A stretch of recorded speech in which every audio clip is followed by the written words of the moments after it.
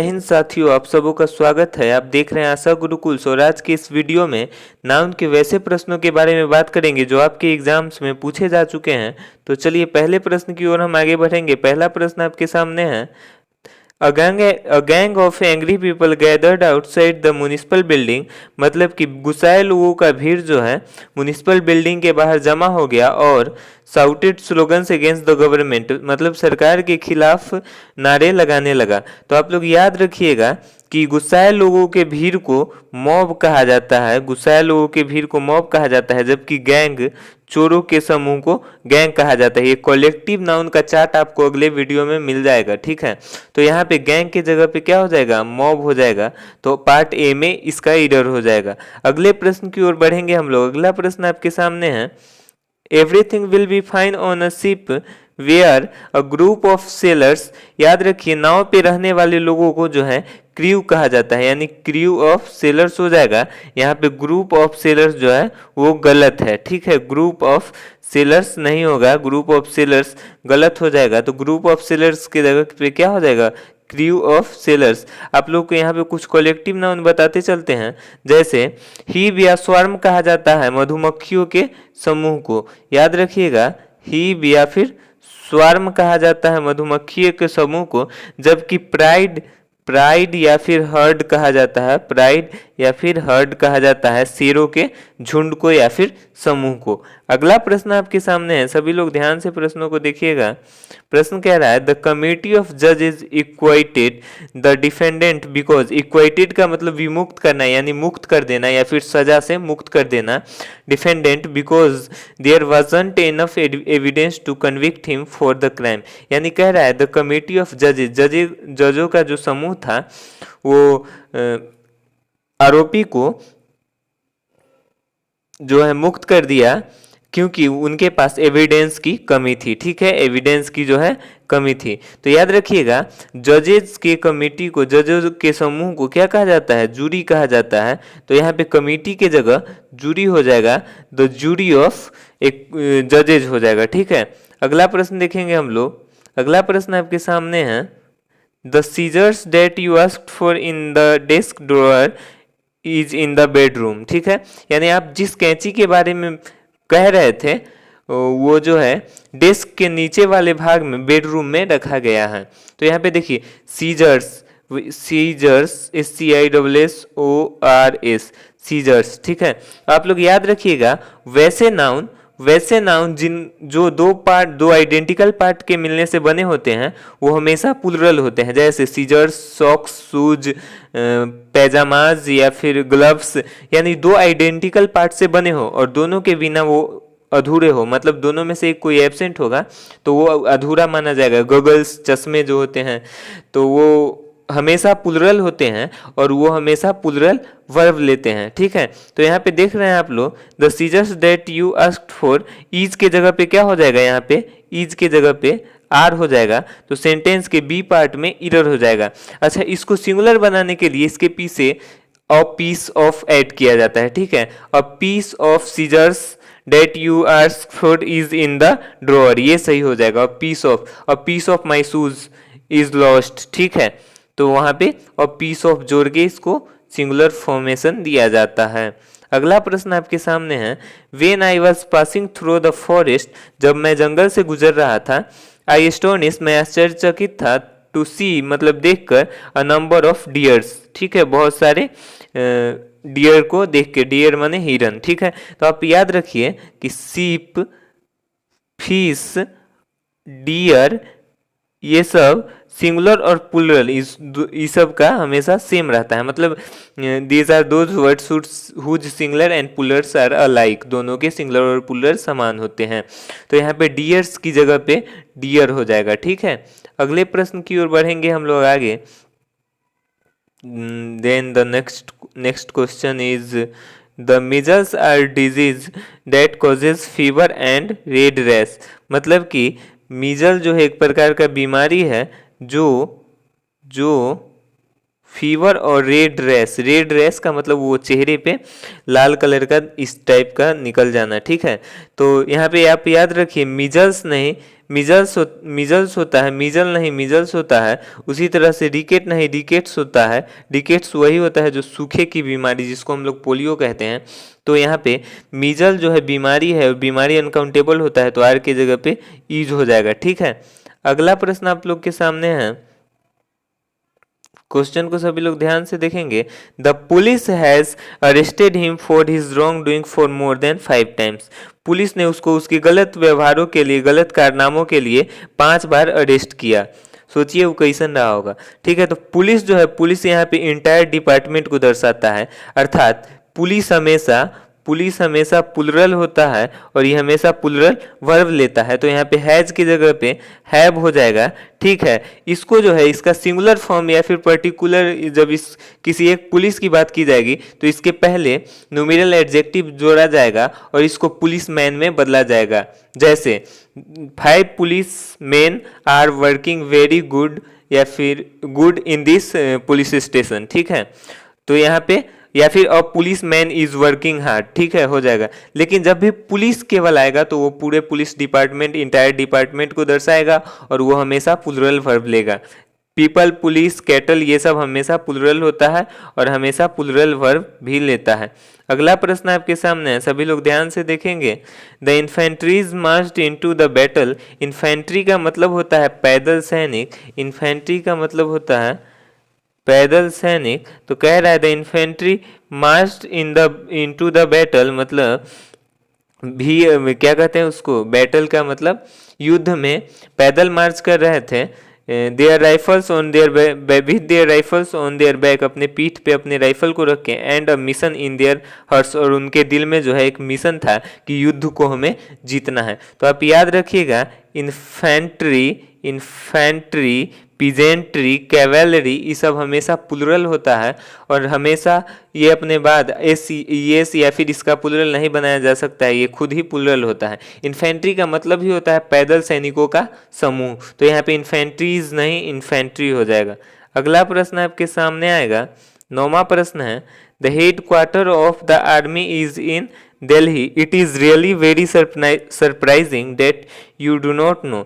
यानी कह रहा है आपको the head quarter of Indian army, मतलब भारतीय सेना का हेड क्वार्टर जो है वो दिल्ली में, और ये बहुत सरप्राइज की बात है कि आप इस चीज़ को, इस सत्य को भी नहीं जान रहे हैं। तो आप याद रखिए, क्वार्टर जो है, क्वार्टर का मतलब होता है चौथाई, क्वार्टर का मतलब चौथाई होता है। लेकिन जब भी हम इसके रहने की स्थान की बात करेंगे तो यहाँ पे क्वार्टर्स हो जाएगा।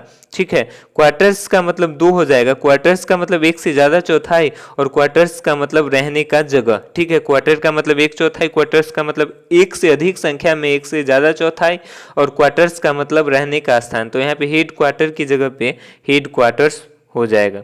अगला प्रश्न आपके सामने है, at least those who belong to the same profession, मतलब कम से कम वो लोग जो एक समान पेशा से बिलोंग करते हैं, एक समान संस्था से संबंध रखते हैं, मस्ट लिव एमिकेबली, मतलब उन्हें जो है अपने आपस में मित्रता पूर्वक रहना चाहिए, as they are brothers, and a bond however professional in nature does not exist among them. याद रखिएगा, अगर सेम डिपार्टमेंट में हो और वो भाई का वहाँ पे जो है कंसेप्ट है, तो वहाँ पे ब्रदर्स नहीं ब्रदरेन हो जाएगा। लेकिन जब भी ब्लड रिलेशन वाला भाई होगा तो वहां पे ब्रदर्स हो जाएगा। तो यहाँ पे जो है सेम प्रोफेशन की बात हो रही है, प्रोफेशन के लिए जो है ब्रदर्स की जगह पे क्या हो जाएगा, ब्रदरेन हो जाएगा। जबकि अगर ब्लड रिलेशन की बात हम जहां भी करेंगे तो वहां पे ब्रदर्स हो जाएगा। ठीक है, तो ब्रदर का 2 प्लुरल होता है, ब्रदर्स और ब्रदरेन। ब्रदर्स का प्रयोग वहां पे करेंगे जहां पे ब्लड रिलेशन की बात होगी, मतलब आप 2 क्या कहते हैं उसको, आपस में भाई होंगे, भाई मतलब एक माता पिता के होंगे, और ब्रदरेन का प्रयोग वहां पे करेंगे जहां पे एक ऑफिस में काम करने वाले या फिर क्लासमेट होंगे, उनके लिए ब्रदरेन का प्रयोग होगा। अगला प्रश्न आपके सामने है, he has ordered bricks for the proposed shopping complex. याद रखिएगा, ब्रिक्स और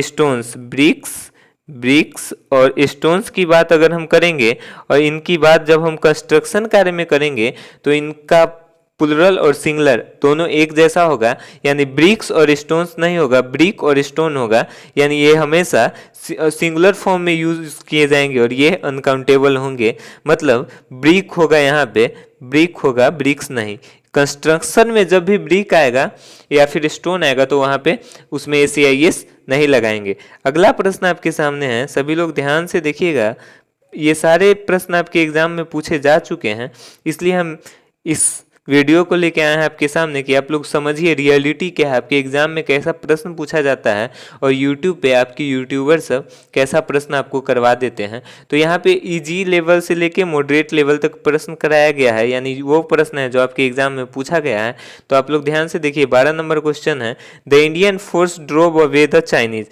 फोर्स का मतलब होता है, फोर्स का मतलब बल होता है। जब इसका प्लुरल हम लोग करेंगे तो प्लुरल जो है फोर्सेज हो जाता है, फोर्स का प्लुरल फोर्सेज हो जाता है। फोर्सेज का मतलब होता है बलों, माने एक से अधिक बल, या फिर जब भी सेना के रूप में हम बात करेंगे तो वहां पे फोर्सेज का प्रयोग होगा। सेना की अगर हम बात करेंगे तो वहां पे फोर्सेज का प्रयोग होगा, फोर्स का प्रयोग नहीं होगा। तो यहाँ पे द इंडियन फोर्स की जगह पे द इंडियन फोर्सेज हो जाएगा, पार्ट ए में इरर हो जाएगा। जब भी सेना की बात हो तो वहां पे फोर्सेज होगा, फोर्स नहीं हो जाएगा होगा, ठीक है।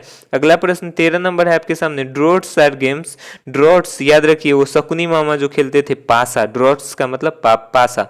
और ड्रॉट्स जो है एक गेम है, मतलब खुद में अनकाउंटेबल है, या फिर इसको कलेक्टिव नाउन भी कह सकते हैं। तो यहाँ पे आर की जगह पे ईज हो जाएगा, ठीक है। ये एक गेम है जिसका नाम ड्रॉट्स है, ठीक है। तो यहाँ पे ईज हो जाएगा, ठीक है। अगला प्रश्न है 14 नंबर क्वेश्चन आपके सामने है, we studied both harmful and necessary bacterium in biology. हम लोग जो है बायोलॉजी में आवश्यक और अनावश्यक यानी कि हानिकारक दोनों तरह के बैक्टीरिया के बारे में बायोलॉजी को में पढ़ते हैं। तो बोथ आ गया, बोथ का मतलब एक से ज़्यादा, तो एक से ज़्यादा की बात हो रही है तो वहाँ पे बैक्टीरियम नहीं बैक्टीरिया होगा। हम लोग पढ़े हैं कि वैसे ग्रीक नाउन जिनका अंत यूएम से हो तो उनका प्लुरल यूएम को हटा के ए लगा के बनाया जाता है। तो यहाँ पे बैक्टीरियम की जगह पे बैक्टीरिया हो जाएगा। अगला प्रश्न 15 नंबर क्वेश्चन आपके सामने है, all the boys students are advise to attend the meeting positively. मतलब सभी बॉयज स्टूडेंट को ये निर्देश दिया गया कि वो मीटिंग को पॉजिटिवली अटेंड करें। तो याद रखिए यहाँ पे all the boys students noun है, जबकि बॉयज जो है, बॉयज क्या है, एडजेक्टिव है, मतलब स्टूडेंट को दर्शा रहा है कि स्टूडेंट जो है बॉय है। तो यहाँ पे बॉयज नहीं बॉय हो जाएगा, ठीक है। एडजेक्टिव जो होता है वो हमेशा सिंगुलर फॉर्म में होता है, तो यहाँ पे स्टूडेंट्स प्लुरल होगा, जबकि ऑल द बॉय सिंगुलर हो जाएगा। आपको याद है ऑल के बाद जो है, ऑल के बाद, फ्यू के बाद, नंबर ऑफ के बाद हमेशा प्लुरल वर्ब आता है, ठीक है, प्लुरल नाउन आता है, सॉरी। तो यहाँ पे नाउन स्टूडेंट है और एडजेक्टिव बॉयज है, तो यहाँ पे बॉय हो जाएगा, ठीक है। अगला प्रश्न आपके सामने है, ध्यान से देखिएगा सभी लोग, she wanted me to bring 2 breads and some butter for breakfast. एक लिख लीजिए आप लोग, एडवाइस वर्क और ब्रेड, ये तीन आपको जो है आपको चकमा दे जाएंगे एग्जाम में। ये तीनों आपको एग्जाम में चकमा दे जाएंगे, क्योंकि इन्हीं तीनों से आज तक के एग्जाम में इस तरह के क्वेश्चन पूछे गए हैं। तो इस तरह के क्वेश्चन को कैसे बनाएंगे, देखिए ध्यान से, यहाँ पे ब्रेड जो होता है अनकाउंटेबल नाउन होता है, ठीक है। तो इसको काउंटेबल बनाने के लिए पीसेज ऑफ या फिर 2 पीस ऑफ या फिर 2 पीसेज ऑफ जोड़ा जाता है। तो यहाँ पे क्या हो जाएगा, 2 पीसेज ऑफ ब्रेड हो जाएगा। ब्रेड में एस नहीं लगेगा और यहाँ पे क्या हो जाएगा, 2 pieces PIECES pieces of bread हो जाएगा। तो इस सेंटेंस के बी पार्ट में इरर हो जाएगा, she wanted me to bring 2 pieces of bread and some butter for breakfast हो जाएगा। ब्रेड अनकाउंटेबल नाउन होता है, इसको काउंटेबल फॉर्म में बनाने के लिए इसके पहले ऑफ पीस ऑफ या फिर 2 पीसेज ऑफ जोड़ा जाता है, ठीक है। 17 नंबर प्रश्न देखिए सभी लोग, before he could reach the site, उसके उस जगह पे पहुंचने से पहले, साइट ऑफ द बुर्गलेरी का मतलब होता है सेंधमारी का जगह जहां पे चोरी हुआ हो। द क्रिमिनल हैड डिकैम्प्ड, कैंप्ड का मतलब होता है बस जाना या फिर वहां पे गाड़ देना, ठीक देन मतलब कि अपने ठिकाना बना लेना। द क्रिमिनल्स हैड डिकैम्प्ड का मतलब भाग जाना, ठीक है। तो याद रखिए यहाँ पे जगह की बात हो रही है, साइट की बात हो रही हो, तो इस साइट का मतलब जो है, इस साइट का मतलब दृश्य होता है, लेकिन SITE साइट का मतलब जगह होता है। याद रखिएगा SITE साइट का मतलब जगह, SIT साइट का मतलब जगह, जबकि CIT का साइट का मतलब होता है उदाहरण देना या फिर उल्लेख करना। ठीक है, अगला प्रश्न आपके सामने है। अगला प्रश्न सभी लोग ध्यान से देखेंगे, 18 नंबर क्वेश्चन है।